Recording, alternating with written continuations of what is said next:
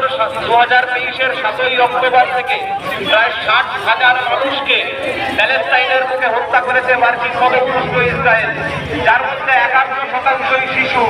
গত 4 বছরে গোটা দুনিয়া জুড়ে এত সংখ্যক শিশু মারা যায়নি।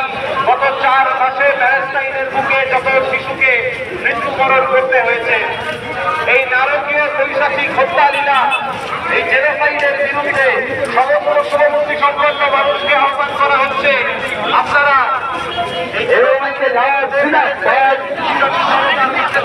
প্যালেস্টাইনের গাজায় মার্কিন মদতপুষ্ট ইসরায়েলের গণহত্যার বিরুদ্ধে সমস্ত মানুষ এক হন।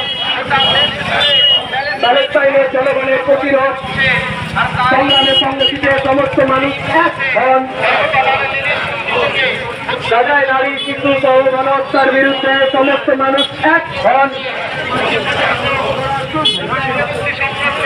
গত বছর 2023-এর 7ই অক্টোবর থেকে প্রায় 60,000 মানুষকে প্যালেস্টাইনের বুকে হত্যা করেছে মার্কিন মদতপুষ্ট ইসরায়েল, যার মধ্যে 51% শিশু।